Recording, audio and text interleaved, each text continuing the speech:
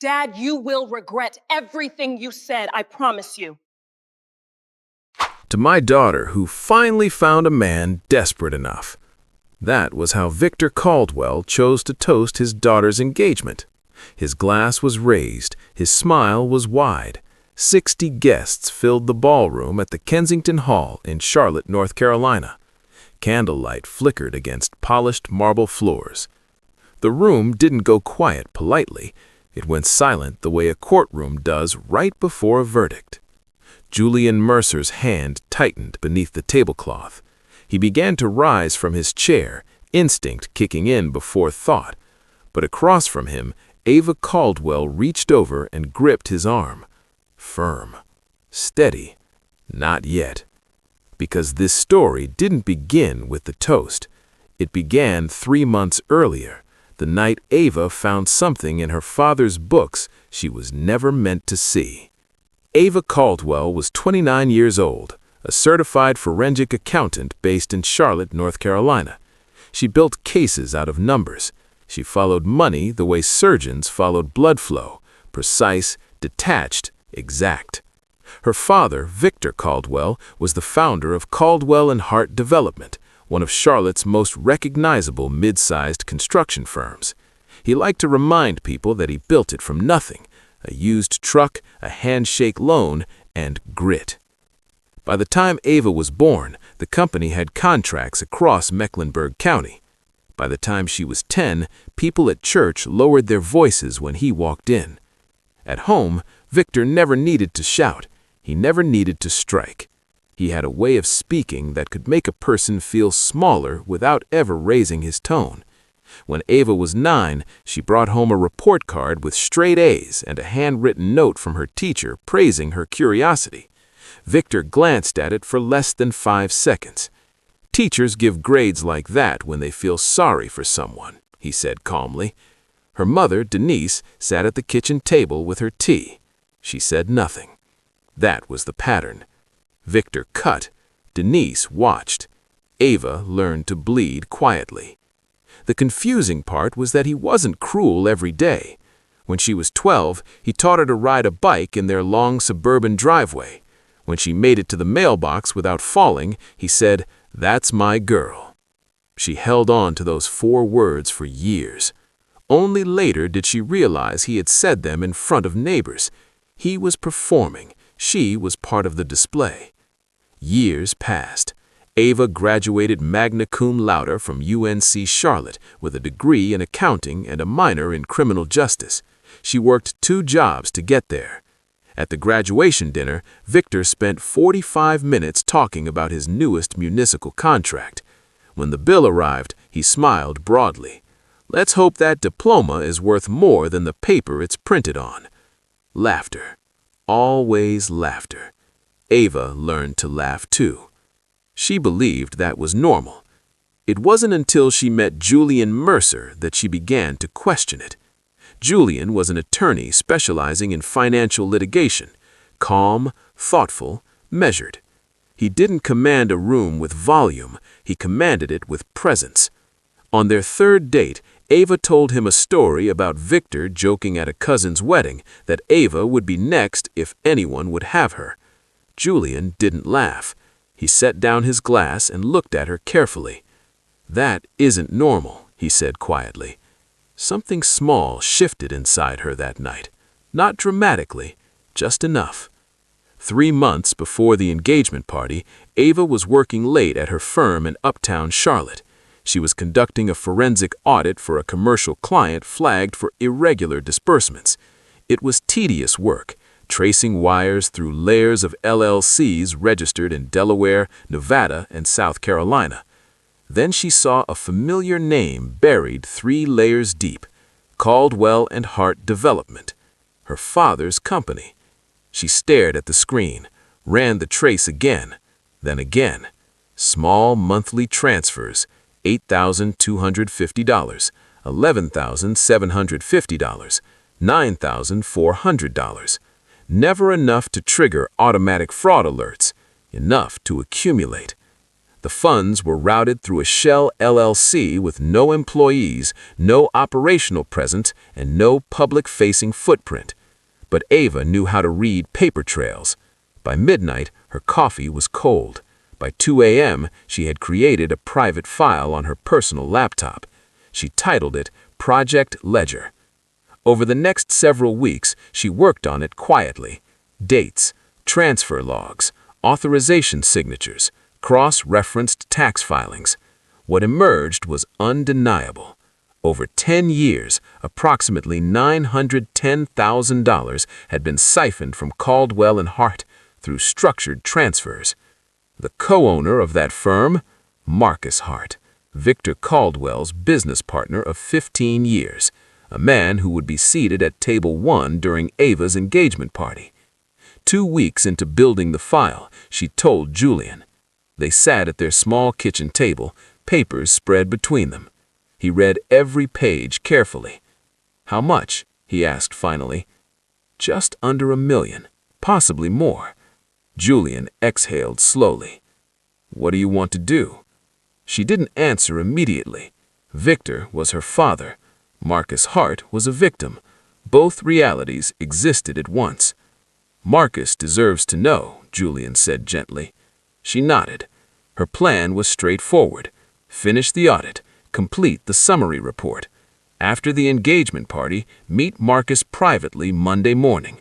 Professional, quiet, clean. That was the plan.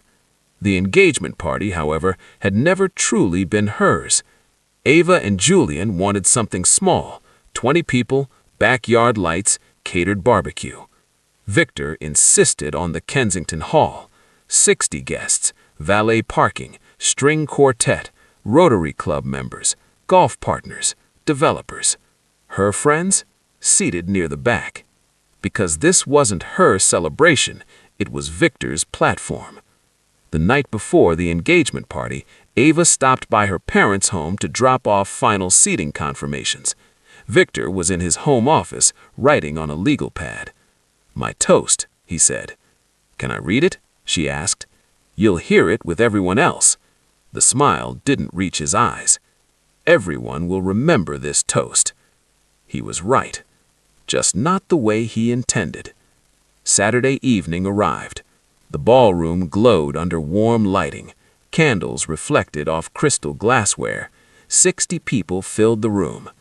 Dinner passed with carefully disguised humiliation.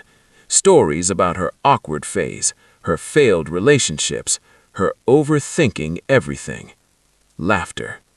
Julian did not laugh. He held her hand. Then Victor stood, tapped his glass. "For 29 years," he began, "I've watched this girl struggle." The word echoed. With school, with work, with finding someone patient enough. Then came the line, "To my daughter who finally found a man desperate enough." Silence. Not polite silence. Disbelief. Julian's chair shifted. Ava put her hand on his arm. "I've got this," she whispered. Victor tried to recover. "It's a joke. She knows I love her." 60 eyes turned towards Ava. She looked at her father. "Sit down, Dad." He hesitated. "Don't be dramatic." "I said sit down." And for the first time in her life, Victor Caldwell obeyed.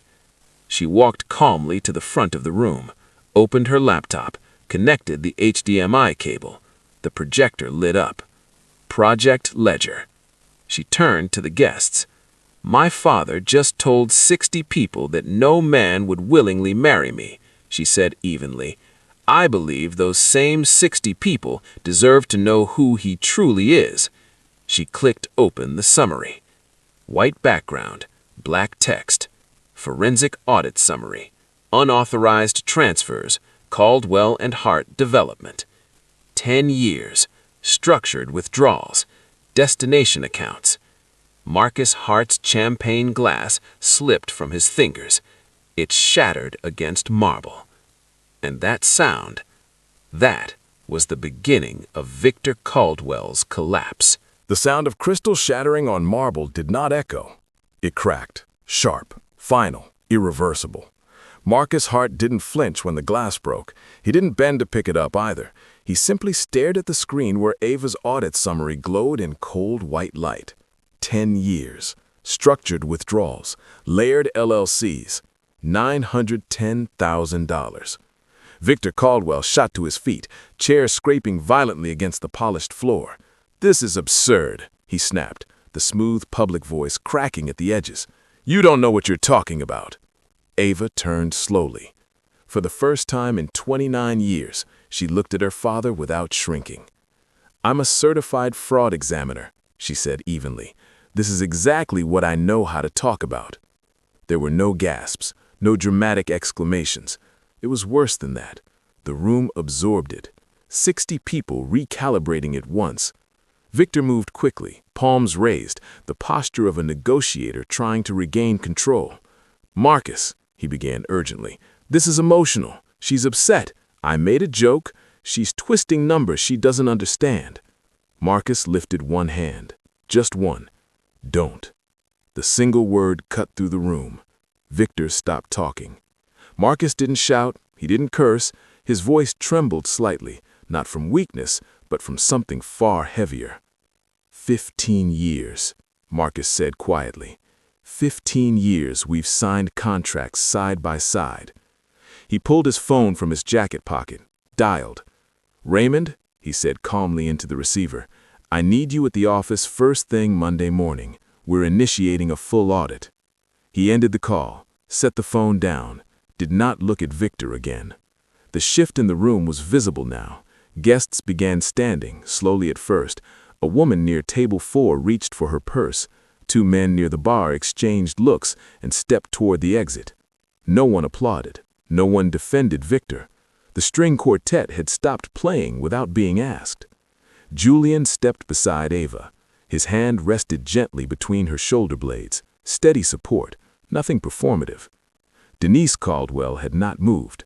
She sat at table 1, napkin folded in her hands, staring at the tablecloth like it might offer her instructions. Victor turned toward her desperately. "Denise," he demanded, "say something." For 30 years, she would have. She would have smoothed it over, redirected, minimized. Instead, she looked up slowly. "You did this, Victor." 7 words, quiet, measured, but they landed harder than anything Ava had said. Victor's composure fractured, not into tears, he was not a man who cried, but into something hollow. The room continued emptying. By 9 o'clock, the ballroom was nearly silent. Staff cleared half-finished plates with professional detachment. The slideshow Victor had prepared, photos of vacations, staged Christmas mornings, curated family moments, remained frozen on the screen behind the audit summary. A visual contradiction. Ava unplugged her laptop, slid it into her bag. Her hands began shaking now, not from fear, but from release. Victor approached her slowly. "You just destroyed your own father," he said hoarsely.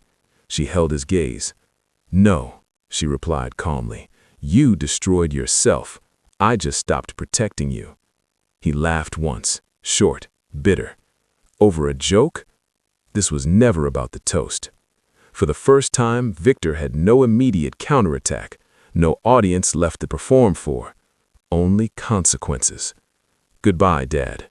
And she walked out of the Kensington Hall with Julian beside her. Monday morning arrived exactly as Marcus promised.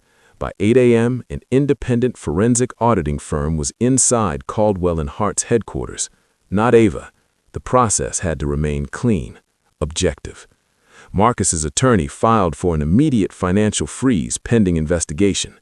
Within 48 hours, word spread across Charlotte's tight business circles. Victor Caldwell had been removed from the Ridgeview Country Club roster.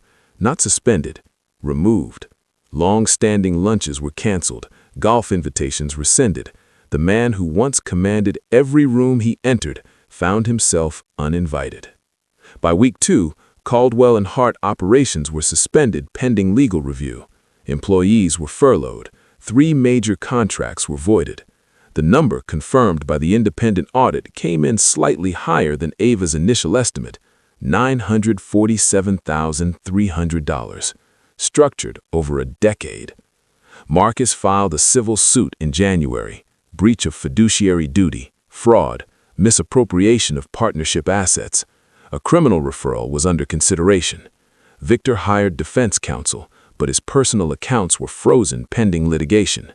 By March, the lake house on Lake Norman was listed for sale, the house where Victor hosted annual July 4th barbecues, where he toasted his own success on the deck overlooking water he partially paid for with someone else's money.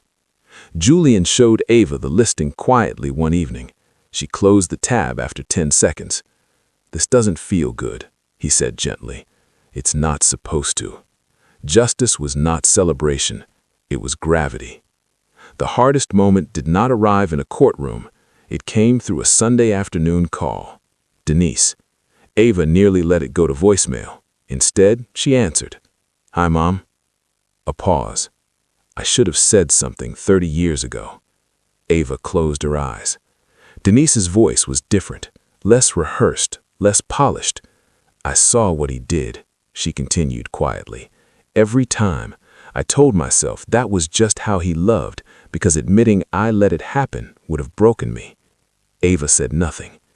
"I've started therapy," Denise added quietly. "Last week was my first session." The words felt fragile, important. "This doesn't fix everything," Ava said carefully, "but it's a start." They spoke cautiously for 20 minutes. No absolution, no rewriting of history, only acknowledgement. Sometimes healing did not look like fireworks. Sometimes it looked like small, deliberate steps across thin ice. 2 days later, Victor sent one final message. "You chose a stranger over your own blood." Ava read it twice, then understood. Marcus Hart, partner of 15 years, was still, in Victor's mind, a stranger. Victor did not understand trust, only control. She deleted the message. He never contacted her again. 6 months after the engagement party, Ava and Julian hosted a gathering in their parents' backyard. 15 people, string lights, homemade food, no projector, no seating chart, laughter that did not feel rehearsed. Denise attended. She brought a casserole she had cooked herself. Victor was not invited. Midway through the evening, a delivery arrived, a large arrangement of white peonies. The card read, "To the most honest person we know. Congratulations, Marcus and Elaine Hart." Ava stood holding the card for a long time. Julian wrapped his arms around her from behind. "You okay?" "I spent 29 years trying to earn one word from my father," she whispered, "and someone else gave me something better."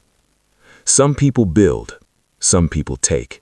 You cannot choose which your parents become, but you can choose who you stand beside. The civil case concluded quietly the following year. Settlement terms were sealed. Victor relocated to a small apartment on Charlotte's east side. Denise filed for separation. Ava did not attend any hearings. Her deposition was factual, professional, emotionless. The numbers were enough. Ava and Julian married in a ceremony with 30 guests, every name chosen by them. No one volunteered to take over. No one tried to perform.